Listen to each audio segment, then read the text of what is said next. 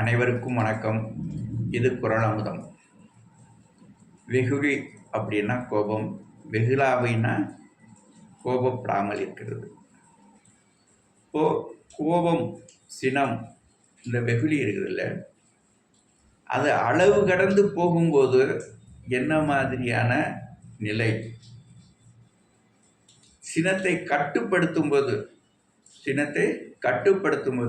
என்ன மாதிரி நிலை அப்படிங்கிறத வள்ளுவர் அழகா சொல்றார். அதிகாரம் வெகுளாமை, குறள் எண் 310.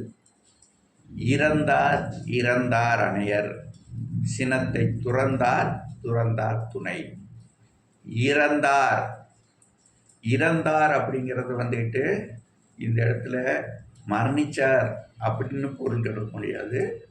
இறந்தார் அப்படின்னா அளவு கடந்தவங்க. இறந்தார்னா அளவு கடந்தவங்க, கோபத்தை அளவு கடந்து கொண்டு போனவங்க இறந்தார் அணையர். அவங்க செத்து போனவங்களுக்கு சமம்.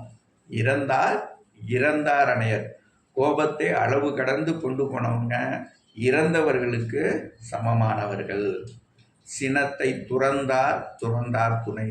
இந்த கோபத்தை கட்டுப்படுத்தவங்க, கோபத்தை மறந்தவங்க, கோபத்தை கட்டுப்படுத்துறவங்க துறந்தார் துணை. துறந்தார்னா துறவிகள்.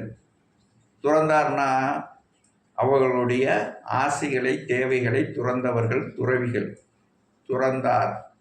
துறந்தார் துணை. சினத்தை துறந்தவங்க.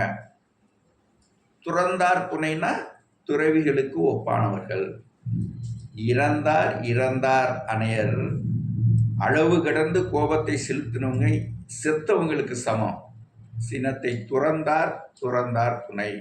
கோபத்தை கட்டுப்படுத்தியவர்கள், கோபத்தை துறந்தவங்க துறவிகளோடு சேர்ந்து வைக்கப்படுவர் அப்படிங்கிறாரு வள்ளுவர். மீண்டும் ஒரு குறளோடு சந்திப்போம். நன்றி.